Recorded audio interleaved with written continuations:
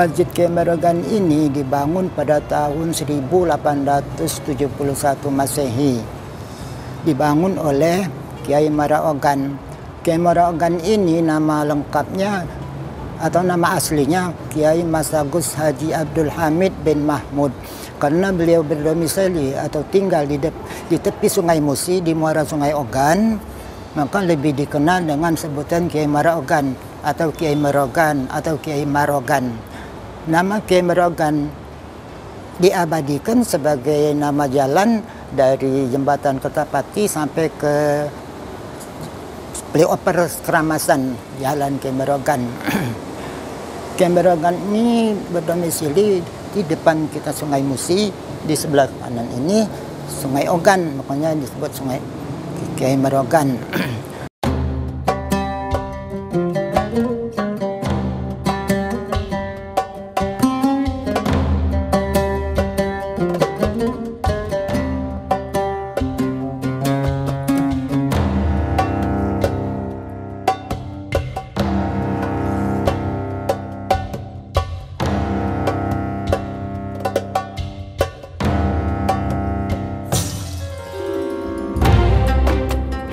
Masjid Merogan ini sudah 3 kali direnovasi.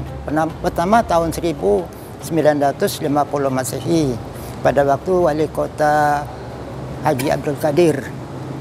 Beliau membantu juga untuk renovasi Masjid Merogan ini. Kemudian pada tahun 1989 direnovasi oleh Kemas Haji Abdul Halim Ali.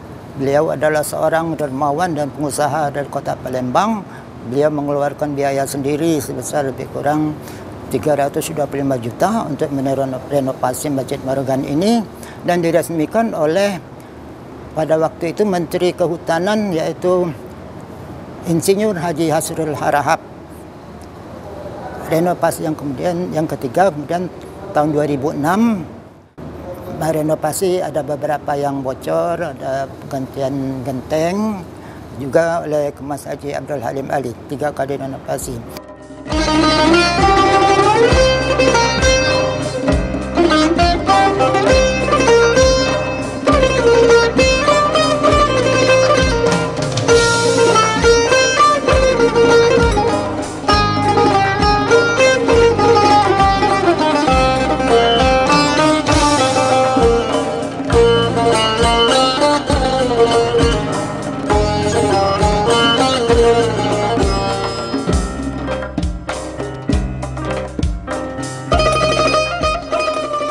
Selain dari Masjid Merogan, Kiai Merogan ini juga membangun satu lagi masjid yaitu di Lawang Kidul. Itu kembaran dan Masjid Merogan ini menurut sejarahnya itu dibangun pada tahun 1883 Masehi. Itu di tepi Sungai Musi juga, Masjid Lawang Kidul ini. Kedua masjid ini diwakafkan oleh Kiai Merogan pada tanggal 6 Syawal 1310 Masehi dengan ajar munjas lengkap itu di depan penghulu pada waktu itu.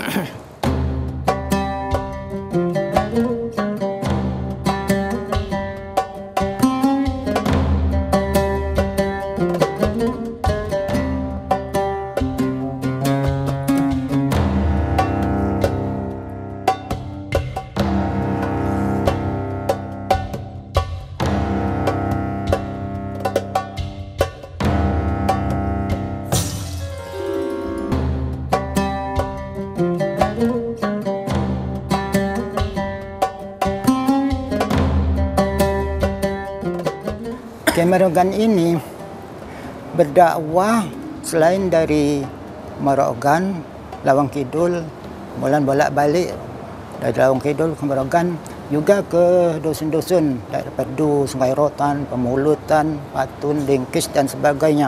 Selain dari Masjid Merogan dan Masjid Lawang Kidul ini, Masjid Kiai Merogan juga ada punya pemondokan di Arab Saudi. Di Mekah, Arab Saudi ada 3 pemondokan di Arab Saudi. Ya, peninggalan dari Kiai Merogan ini tidak dijual dan tidak dibangkitkan, cuman di lokasinya di Samia di dekat Masjidil Haram pada waktu itu. Namun sekarang untuk perluasan Masjidil Haram sudah dipindahkan atau dibongkar dan dipindahkan ke agak ke pinggir sedikit dari Kota Mekah itu. Ada 3 pemondokan jemaah haji yang milik Kiai Merogan.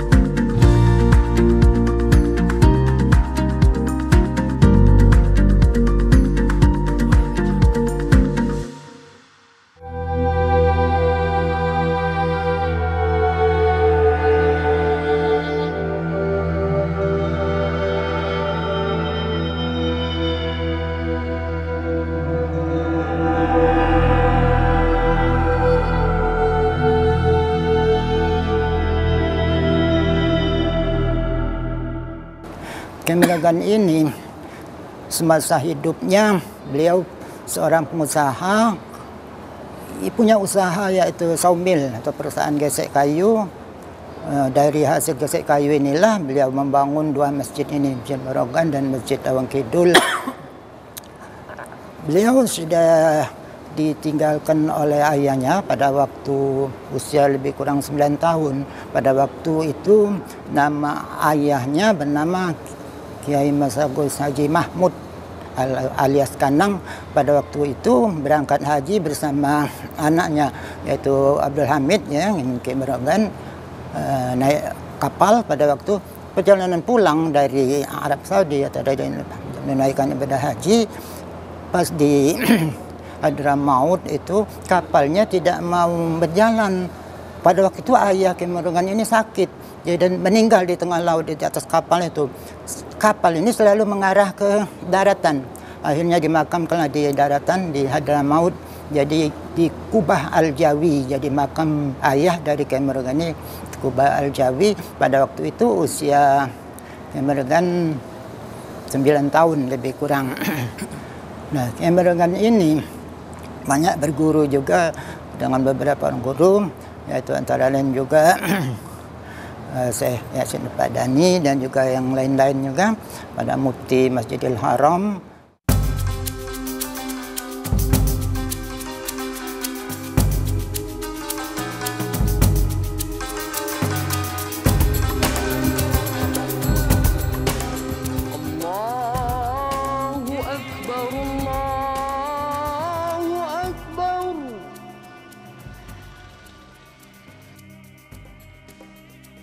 Allahu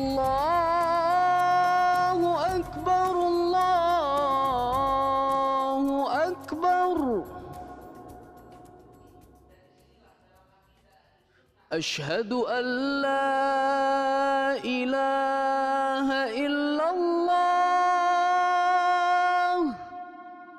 Kiai Merogan yang biasa kita sebut sehari-hari itu Datuk Kiai Merogan, betul-betul berpengaruh di kota Palembang, khususnya orang Palembang asli. Setiap orang Palembang asli pasti kenal yang namanya Datuk Kiai Merogan. Nah, jadi setiap kali ada masalah, apalagi masalah besar, sering kita orang Palembang ini bernazar untuk berziarah ke makam beliau. Misal ada anak sakit yang sudah usaha tapi tidak sembuh-sembuh, sudah dibawa ke dokter, sudah di opname di rumah sakit misalnya, tapi pasti godong sembuh-sembuh. Nah, biasanya kita orang Palembang, terutama orang tua-tua, dia bernazar kepada Allah SWT. Ya Allah, kalau anak aku ni sembuh, ya Allah, kami nak berziarah ke makam Kiai Merogan. Nah, sesuai dengan nazarnya, janjinya, maka mereka tadi sekeluarga besar berkunjunglah ke makam Datuk Kiai Merogan, membaca suratul Fatihah, membaca surah Yasin, tahlil, berdoa, bersyukur kepada Allah SWT. Bersyukur kepada Allah, berkat keramat Kiai Merogan, Allah kabulkan hajatnya, Allah sembuhkan sakit.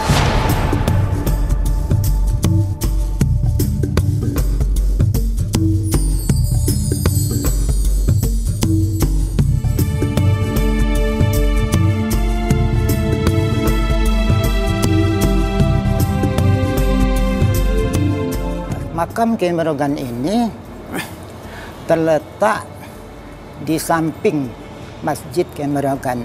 Makam Kiai Merogan ini terletak di samping Masjid Kiai Merogan ini. Makam ini ramai setiap hari diziarahi oleh para peziarah, baik dari dalam kota maupun dari luar kota, dari para Bomole, Batun, Dengkes, Batu Raja, Jambi, Jakarta dan lain sebagainya. Selain dari itu, makam beliau ini selalu diziarahi oleh para peziarah, dan juga para peziarah ini terdiri dari bermacam-macam. Ada yang guru, ulama, mahasiswa, pedagang, petani.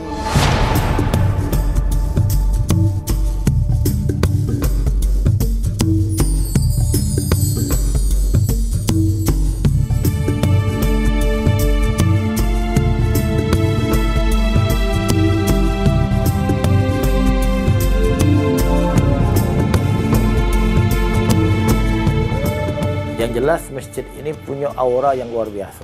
Bagi mereka yang diberikan oleh Allah seperti panca indera yang keenam, itu mereka tu bisa mengetahui ada kelebihan di dalam masjid ini.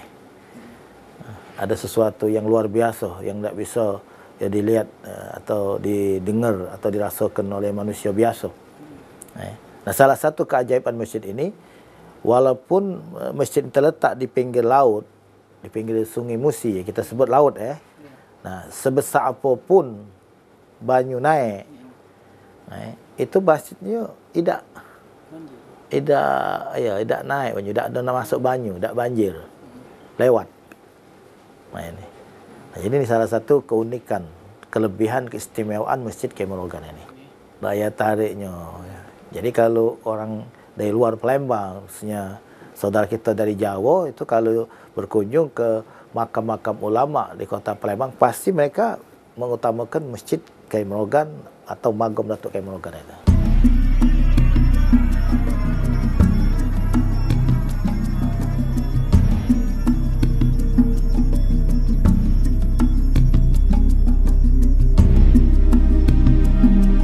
Hampir seluruh kota Palembang dan juga Sumatera Selatan pada umumnya ini sudah kenal dengan Kiai Merogan. Ini bahkan pada waktu itu beliau ini punya semacam falsafah di mana ada air, di sana ada kehidupan. Jadi pada waktu itu Residen Belanda minta dibuktikan. Kiai katanya kalau memang betul di mana ada di sana ada kehidupan, minta dibuktikan. Kalau tidak, Kiai harus keluar dari kota Palembang ini, kata Residen Belanda pada waktu itu. Dan dibuktikanlah, buah kelapa ditunjuk untuk jatuh, dibelah dua, langsung keluar ikan dari buah kelapa itu. Itulah pada waktu itu yang terkenal salah satu dari karomah atau kemuliaan atau kelebihan yang diberikan Allah kepada hambanya yang soleh, antara lain itulah tadi. Nah, selain itu juga banyak karomah-karomah yang lain yang dimakan, antara lain di buah yang mabuk kan jadi manis, sedangkan nasi sebakul kecil dapat dimakan oleh orang 40, perahu yang sudah hampir karam bisa jadi salaman, perahunya yang dihanyutkan orang akhirnya bisa kembali sendiri. Banyak lagi itu ya, yang di karomah-karomah lain yang diberikan Allah, antara lain juga mengangkat balok dengan sebelah tangan, kemudian berjalan di atas air dan lain sebagainya. Itu bukan sihir, tapi ada karomah atau kemuliaan yang diberikan Allah kepada hamba yang soleh.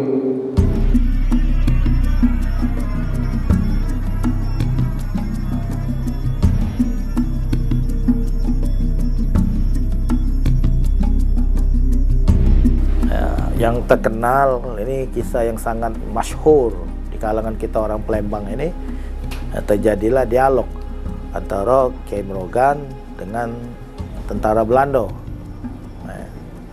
Jadi Kiai pernah mengatakan, Kata Kiai, setiap ada banyu pasti ada iwaknya. Kata tentara Belanda ni, tidak Kiai, tidak semuanya ada banyu ada iwak. Tidak kata Kiai Merogan, setiap ada banyu pasti di dalam itu ada iwak. Kata orang Belanda tadi, adanya. Apa kata Kiai? Itu kelapa. Dogan kan ada banyu, tapi dia kata iwak. Kata Kiai, ada iwaknya. Coba dipanjat dia, diambil buah kelapa. Begitu dibelah, dengan izin Allah, di dalam buah kelapa itu ada iwak seluang. Kebetulan baik ni, diambil lagi sebuah lagi, dibelah lagi, ada iwak lagi. Inilah ini satu karomah. Jadi tapi sebelum itu tentara Belanda ni ngomong sama Kiai Merogan, Kiai, kalau benar di kelapa itu ada iwaknya, Kiai boleh ngajar di Merogan ini, atau di Kertapati, atau di kota Palembang, silakan. Tapi kalau dak kati iwaknya, bohong ngomong Kiai itu, Kiai harus minggat, tinggalkan kota Palembang ini.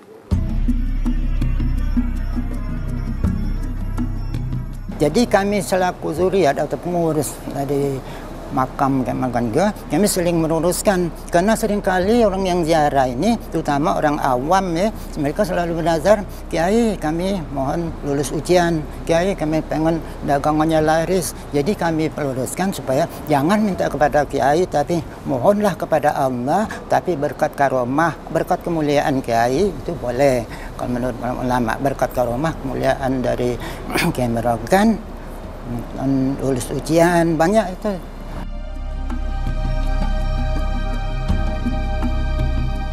Jadi jangan kita datang ke makam Kiai Merogan itu langsung berpinta, Datuk minta rezeki, Datuk panjang umur, Datuk minta tu. Salah, ngapa minta dengan Datuk? Apalagi minta duit, Datuk minta duit tu. Kalau Datuk masih hidup boleh minta duit. Kalau sudah meninggal kita doakan mudah-mudahan Datuk ini Allah ampunkan dosanya, Allah maafkan kesalahannya. Walaupun beliau ni seorang ulama, walaupun beliau seorang wali Allah, tapi beliau manusia seperti kita. Manusia biasa pasti ada salah, ada khilaf. Nah, kita mohon kepada Allah kesalahannya, mungkin dosanya, mungkin kehilapannya. Nah, kita mohon agar Allah ampunkan semuanya. Allah terima amal ibadahnya, Allah tinggikan derajatnya. Nah, kan senang lah orang doakan ini kan. Nah, apalagi ini wali Allah, kekasih Allah. Lalu kita minta kepada Allah, insya-Allah mudah-mudahan berkat kita berkunjung ke makam beliau, mendoakan beliau, doa kita, hajat kita pun akan dikabulkan oleh Allah Subhanahu wa taala insya-Allah.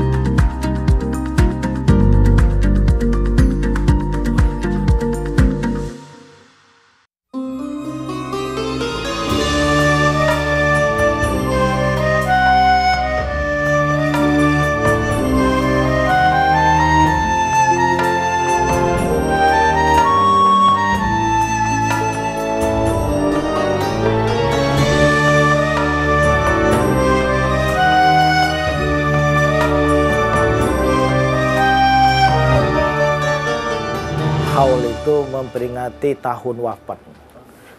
Haul itu tuh naun, tahun. Nah, jadi dalam amalia kita Ahlussunnah wal Jamaah sering mengadakan acara haul, mengingat, memperingati orang tua kita yang meninggal, kakek kita yang meninggal, terutama para ulama.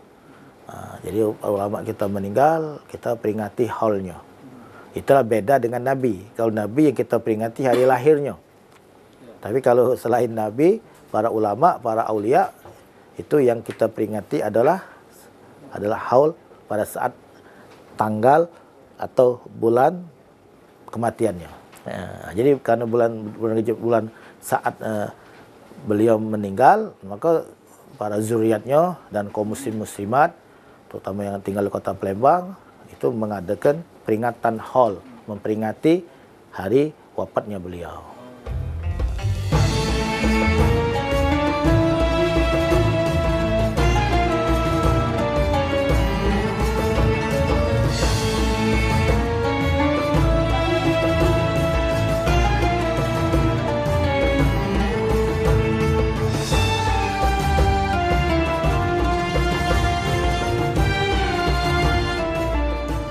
peringatan hari wafatnya dari Datuk Kiai Merogan ini, atau haul. Kalau maulid itu hari lahirnya Nabi Muhammad. Ini hari kita ini memperingati hari wafatnya dari Kiai Merogan itu dilaksanakan setiap tahun tanggal 16 Rejab. Kebetulan ini sekarang ini tahun 2020 ini peringatan haul yang ke-119. Ada 4 rangkaian. Itu semalam, malam Jumat itu zikir ratib saman, santunan anak yatim, ada tausiah juga. Terus acara puncaknya hari Minggu mulai dari Masjid Lawang Kidul jam 7 pagi, dimulai dari baca Yasin, tahlil dan doa di Masjid Lawang Kidul. Kemudian naik kapal menelusuri Sungai Musi menuju ke Masjid Merogan. Itulah napak tilas dari perjalanan dakwah Kiai Merogan pada waktu semasa hidup. Jadi diperingatkan juga sekarang sampai di Masjid Merogan yang pada hari Minggu itu penggantian kelambu makam Kiai Merogan.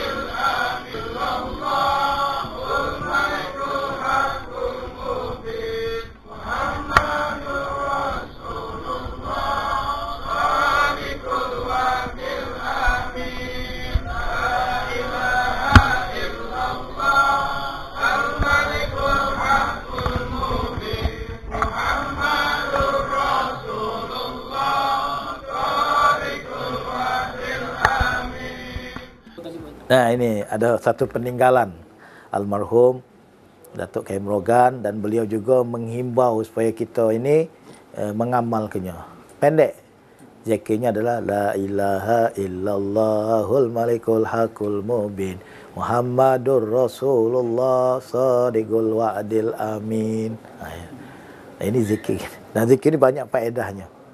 Di antaranya adalah untuk litausi rizik, untuk meluaskan rezeki, atau untuk memudahkan kita mencari rezeki. Pokoknya kita baca amalan ini, tapi solat 5 waktu jangan tinggal. Berbakti dengan orang tua kita, terus jaga daripada perbuatan yang haram dan sebagainya. InsyaAllah dengan barokah zikir ini Allah akan mudahkan kita dalam mencari rezeki ini, dan Allah akan tambah, Allah akan luaskan insyaAllah. Dan ini sudah dibuktikan oleh beliau. Beliau sudah meninggal 119 tahun, tapi sampai sekarang masih nanggung anak cucu makan. Maksudnya dari makam beliau ada hasil, bahkan dari Mekah itu ada peninggalan beliau, dari harta pusaka beliau itu masih ada dan dibagikan kepada anak cucu beliau.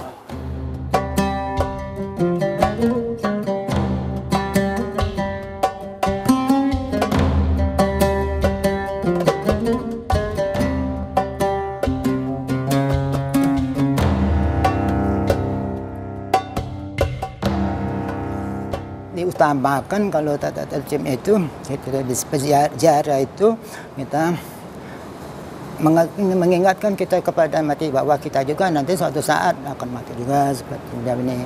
Kemudian jadi iktibar atau pelajaran bagi kita yang hidup. Nah, kemudian juga kita menuruti atau bagaimana cara kehidupan beliau semasa hidup, ya. Itu disunatkan juga kalau ziarah itu mengucapkan salam. Assalamualaikum ahla diyar minal mu'minin wal muslimin wa inna insyaallah lahikum ila akhirah.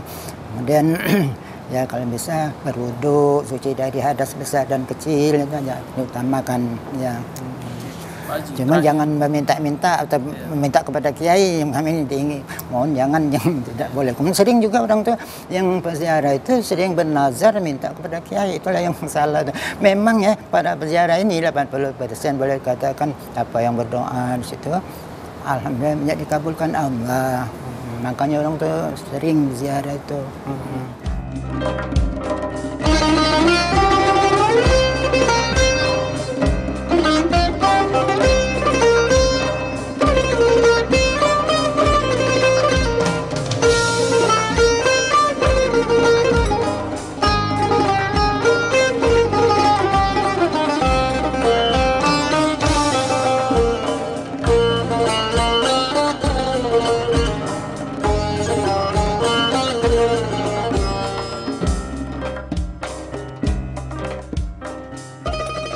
Masjid ini memang diwakafkan oleh kiai itu untuk kaum muslimin dan muslimat ya, untuk beribadah, dan itu juga kita selaku umat Islam ya untuk memakmurkan masjid ini.